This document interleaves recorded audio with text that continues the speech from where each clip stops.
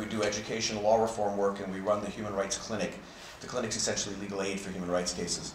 I'm also the spokesperson for an organization called Bully Free BC, and its mandate for the last 5 years is to try to lobby government to change anti-workplace bullying legislation. So those are the two things I'm engaged in. So, and I'm sort of on the front line of litigating these issues on sort of a daily basis. So there's just a couple of things I want to talk about before I actually get into the slide presentation. So today I sort of feel like I'm batting cleanup because so many people have been before me that I feel I sort of need to fill in the gaps here and there. So I've got a lot of slides. I may skip through some, but I may point out one or two words that may be important to understand my perspective of what that means. The other thing is I won't be talking just specifically about cyberbullying, but I'll be talking about bullying in general, bullying and harassment in general. And I'll be talking about two kinds of bullying and harassment, and in my world there are two kinds. There's the kind that is what I call code-based harassment or bullying, which is where you'll get protection under the Human Rights Code. So it's where you're getting bullied because of your race, ancestry, color, religion, sexual orientation, that kind of stuff. And then there's the other kind which is non-code based, which is I just don't like you, right? So there's that kind and this kind. So there's code-based and non-code based, so I'll be talking a little bit about those distinctions. And my perspective is really about what your legal rights are. So I know we've been talking about what policy should be and what people could do and how we can change stuff, but really what I'm talking about today is where's your legal rights at the end of the day? What do you have a right to? And I'm just going to say that I'll probably have a bias towards talking about employment stuff, because in my world, 65% of the complaints deal with employment, about 25% are about service providers, such as universities. So take it from there. So in my world, you have to ask about what was the nature of the bullying, and that's what we've been talking about here today. What does the bullying look like? In my world, it's more important to ask the question, who actually did it? So if it's an employer, then it takes you into the realm of potentially contract law, employment law, human rights law. If it was a landlord doing it, then you go into potentially residential tenancy law. You go into other forms of law, right? You may have human rights as well. So for me, an important question to start with is who did it? Not what happened, but who did it. Okay. I've also had some parents contacting me at my office at the Human Rights Coalition saying that, look, we have school districts that are not wanting to engage, or schools that don't want to engage to stop bullying. And that occurs when you have two students going to the same school, but the offensive behavior isn't occurring at school, isn't occurring on school property or during school events. So then the school district doesn't want to get involved, and that's what I'm seeing as the real experience. It doesn't mean it's not going on, but then you have to say, what are the other mechanisms we can use to then kind of stop this kind of behavior? Well, clearly if it's criminal, you can have the criminal element, but if it's not, it's just bad behavior that's bullying and harassment, then what does a parent do? Right? What are their remedies? So it becomes a little bit more problematic. Okay? So if you're bullied at work, you have lots of options. You have if it's sort of human rights stuff, that code-based stuff, you can go to human rights. Potentially now into the new legislation, you can go to WorkSafe BC. If you're unionized, you can go to a grievance. If you're non-union, you might have an internal process, such as the EEOC offices, like you have at UBC. If you're non-union, maybe constructive dismissal you might have. Obviously, if you're unionized, you can't have constructive dismissal or wrongful dismissal. You can also sue in tort for intentional infliction of emotional distress. You might also have all the criminal aspects and things such as defamation, which I didn't put up there. So you do have a list of things that you can go to if you need to go to them. What we found at Bully Free BC is, and why we started that to try to change anti-workplace bullying legislation, is imagine that you're working at McDonald's and your boss is just a real jerk to you, just doesn't like you, it's not covered under human rights, he's not bullying you because of your race or your ancestry or your sexual orientation. Just doesn't like you, picks on you. Maybe you like the Calgary Flames, and that's what he bugs you about all the time. Okay? Not covered by the Human Rights Code. What do? Well, you complain about it. And you complain about it up the food chain, and nothing happens. So then you've got your $10 an hour job, working at McDonald's, and you're still getting bullied, and you're going home every day, you're getting more and more depressed, you go see your doctor, you're getting medication, maybe you don't even speak English as your first language. What are your legal options? What are you going to do? Well, you're going to have to quit. Sue for wrongful dismissal. That's about the only thing you've got. So what do you think your chances are of beating a big corporation? And I'm not trying to pick on McDonald's, I just used them as an example. What do you think your chances are of going up against a lawyer from McDonald's when you're getting $10.25 an hour? What do you think your chances are of getting somebody to represent you on a contingency fee basis for $3 of that 10 cents? That $3 of that $10 an hour. It's very limited. So what we were seeing is that people weren't able to get access to justice when they're getting bullied, at least in certain circles. Expanded it to some degree as well. Okay.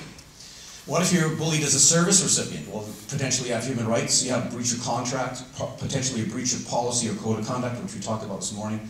And then there's once again tort law, intentional infliction of emotional distress, which for some reason when I talk to lawyers, it clearly covers things such as harassment and bullying. And when I speak at conferences on harassment and bullying, I ask how many lawyers have ever sued for intentional infliction. And I find that nobody ever does it, and I don't know why. Maybe because the threshold is so high. It has to be outrageous conduct, but you'd think once in a while you'd find outrageous conduct. So you also obviously have the criminal aspect of services as well. It's my experience that in fact, with terms of trying to litigate it, unless you can find it written down in black and white, the protection from harassment and bullying, especially human rights, is not there unless you can point to it in some kind of statute. It's a creature of statute or some kind of policy. And I think this reflects it. It's a particular case which said that here the plaintiff was awarded damages for mental anguish and suffering resulting from bullying at work, separate from the damages for the constructive dismissal. So in this case, it took a step to recognizing that other aspect of bullying, at least in terms of the damages. And the case said there is no cause of action that exists as harassment by itself. Harassment may be an element and the cause based on intentional infliction of a mental shock, and in extreme circumstances it might constitute an assault.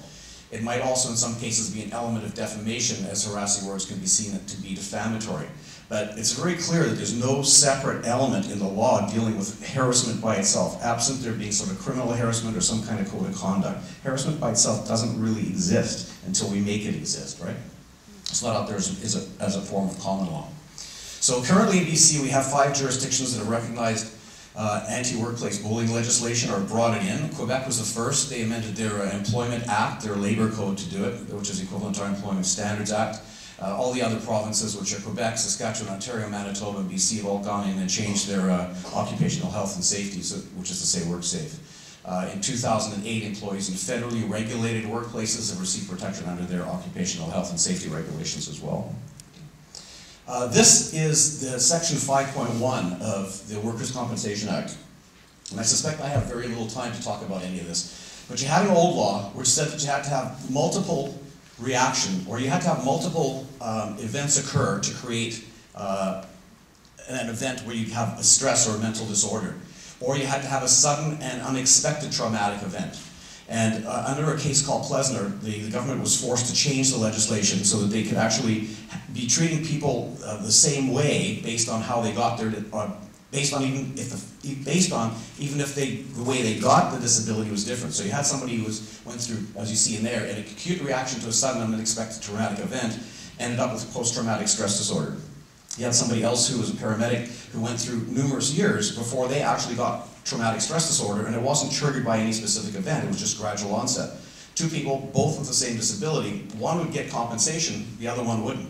So they argued that was discriminatory, the court said it was, and so the government had to change it. So they changed it to look like this. And this is the new legislation, and I know that everybody talks about the new legislation being anti-workplace bullying legislation. It's not. It's not. It's anti-workplace injury legislation. It's intended to prevent people getting injured, and the injury they're trying to prevent is a mental disorder. And that's the lens that WCB looks at it through. So I hate to be the person to tell you that WorkSafe is not all touchy-feely and nice to you. They're not. They're there to try to prevent workplace injuries. And in order to get compensation, you must suffer a mental disorder. Right?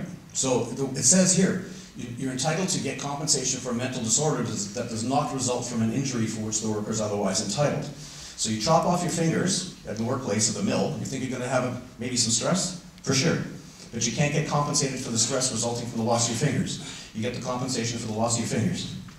If you don't lose your fingers and you suffer mental stress, which is now called mental disorder, you can get it if it is a reaction to one or more traumatic events. So the one paramedic or the other paramedic are now both entitled to it. And then you get down to Part B, or is predominantly caused by a significant work-related stressor. These are work-related stressors.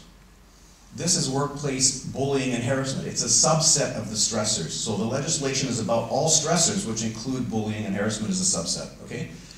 Or a cumulative series of work-related stressors. So there's a psychologist here that I've had the privilege of talking to twice today on my tables that I was dealing with. And I asked the question of what predominantly looks like. Is predominantly, my dog died, it's 30%, my wife left me, is 30%, my boss's bullying is 40%. Is that predominant? Because clearly the 30 to 30 is 60, which is more than the 40. So what does predominant mean?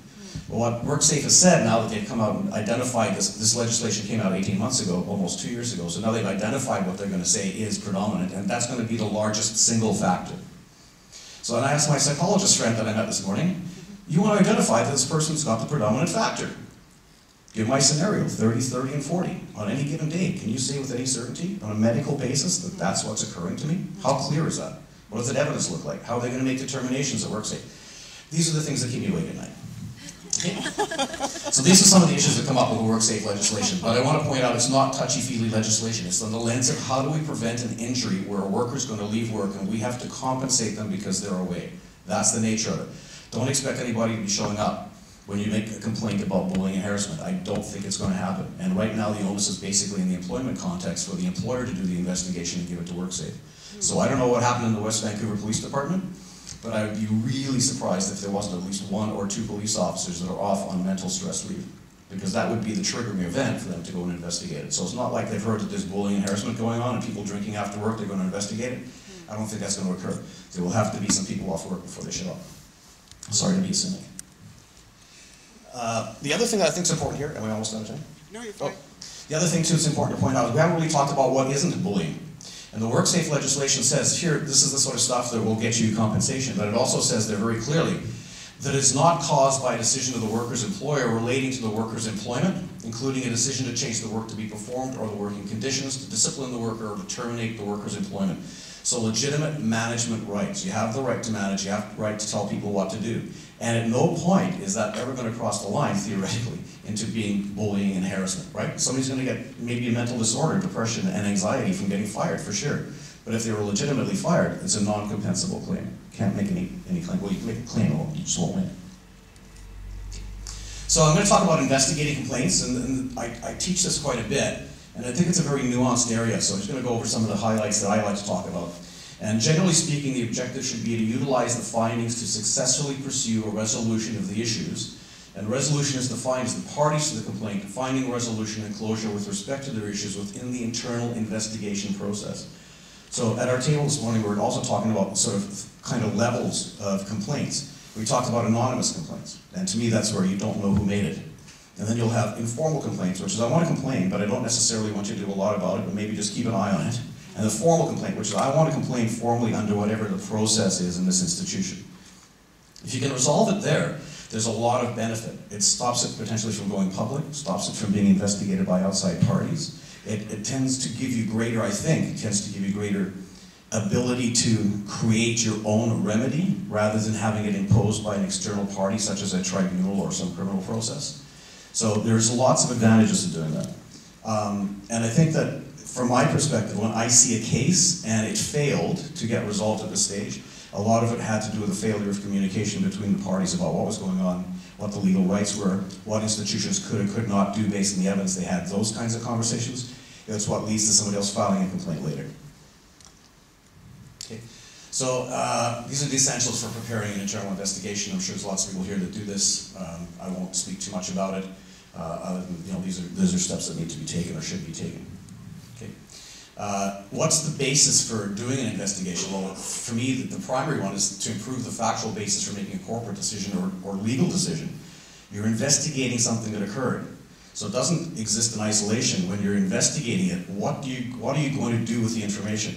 And you're trying to get the best information possible so you can determine what you're going to do. Are we going to sanction this person? Are we going to investigate further? Do we need to get more witnesses? Do we need to talk to them now because we know that there's a certain kind of breach? Do we need to call in the police? Do we need to do something else, right? Let's develop a thorough record in which to base a legal opinion. You may need to do that. Identify employees who violate corporate policy or law. Identify or halt criminal activity. So there's a bunch of reasons why you may need to investigate, and those are all there. And this morning, my friend Carmen Overholt was speaking about defamation, and so we'll just talk about that briefly.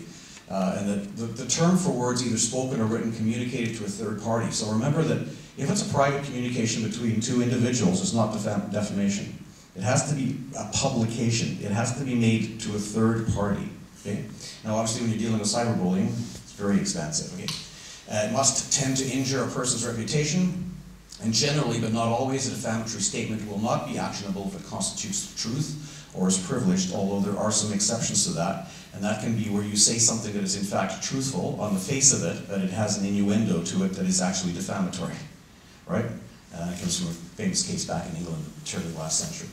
Consequently, if there's an employer who should be cautious when conducting investigations or terminating an employee's employment that it is not inappropriate to disclose information to a third party, which could ultimately give rise to a defamation suit being brought. So, my meaning here is, once you do the investigation, and you may need to take action, be careful what you say about what you found and what you said to people. So if there's an investigation about harassment and bullying in the workplace and somebody had to be let go, or a student had to be told he couldn't come back, when somebody else asks, hey, what happened? Don't overstate it, don't understate it, but don't overstate it either. If you understate it, you can be in problems. If you overstate it, you can be in problems. So be careful what you say. Okay. There's also a growing line of tort law that is coming into place when you're investigating complaints. There's false imprisonment, which could be something as simple as in a room with only one door, standing up and saying, you're not leaving this room until you answer my questions, and blocking the door. That has been found to be false imprisonment. Okay? Assault and battery, the tort of assault provides protection to individuals, and this is not criminal assault, this is the tort of assault. The tort of assault provides protections to individuals from the fear of being imminently physically interfered with. And so an example of that has been when somebody was, a supervisor was actually conducting an investigation and turned to a worker and raised his fist and pounded it on the table and said, if you don't tell me what the damn hell is going on here, I'm going to get you, right? Something like that. And that's exactly, that would constitute an assault. So just saying, you're not leaving the room until you tell me the answers, what's going on here. That could be an assault. Okay? It doesn't require any touching. Also have to be cautious when you're conducting investigations that you don't run into the tort of malicious prosecution. So be careful that when you're investigating, you actually have the facts to call the police before you call the police. Don't call them up and get them involved if there's nothing criminal occurring yet, because you may run into this particular tort. And I saw this, and I think it's going to be coming up as a fairly visible case in the media, where somebody was working for CN Rail, and they basically told the authorities that CN Rail had been actually billing for work that was actually being done for another railroad. They were billing it to the other railroad, but they were actually keeping the monies for themselves and working on their own stuff. So he was a whistleblower.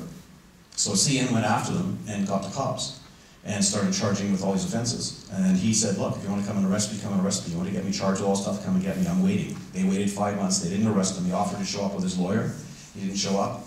But he didn't get called, so he never showed up. They showed up at his house one day, dinner time at 6 o'clock, knocked on the door when his kids were there and his wife was there, hauled him out of the house, took him down to jail, and then he tried to explain what was going on to the prosecutor, and once he explained what was going on, all the charges were dropped. But that was a malicious prosecution. So be careful when you get the information, make sure you call the cops only when you know that it's reasonable to do so. Okay. Negligent investigation. Now there's a tort which recognizes negligent investigation, where you can actually be sued because of the damage that occurred as a result of your negligent findings. So there's an impact on the individual that you've investigated, something happened to them, maybe it's emotional, maybe it's actual, real damages, pecuniary loss of some kind, and you now can be held responsible when you were negligent in the way you investigated that complaint and you came to these findings that could not be upheld later on. How much time do I have? 2 minutes. Okay. So as I said, I work for this organization called Bully Free BC, and we've proposed changes to the Workers' Compensation Act. We like what's been done so far. We don't think it's gone far enough. You've heard to some degree why. I don't think it's expansive enough, although I have to say ours and Ontario's are probably the two best pieces of legislation. But here's the definition that we put forward, and we've termed it personal harassment. We don't like the term psychological harassment, bullying, those kinds of things. Psychological harassment seems to make it seem as if the person suffered a psychological injury, and we don't want to sort of taint them with that. So we said personal harassment is defined as any inappropriate conduct, comment, display, action, or gesture by a person that adversely affects the worker's psychological or physical well-being, or that a reasonable person is intimidated. So earlier today we were talking about different things, and my friend had a comment over the slide there about section 13. I think what's really important to make is a distinction here. The test about whether the conduct is really bullying or harassment is based on the reasonable person test.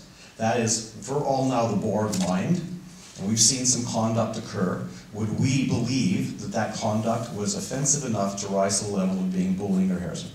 That's the question. It's not a subjective test. It's not about whether the person felt that they were humiliated, embarrassed, bullied, or harassed. Okay? It's about what a reasonable person would think. That's the legal test. The subjective element comes in and damages. How subjectively damaged was that individual if there was bullying and harassment? That's where that comes in. It's important to distinguish between both of those things when you're looking at the analysis. Just to finish this off, personal harassment is not limited to, but also includes the act of intentionally causing harm to others through verbal harassment, intimidation, or more subtle methods of coercion, such as manipulating, including ignoring and isolating the individual. What I find is quite often the bullying that goes on is not overt. It's the covert stuff that's the ignoring and isolating somebody in the workplace. Right? They walk in, they walk out. I was trying to draft some proposed legislation for the government. I was thinking about what that looks like when you're trying to cross-examine somebody or actually question somebody. You say to somebody, so you say you've been bullied? Yeah.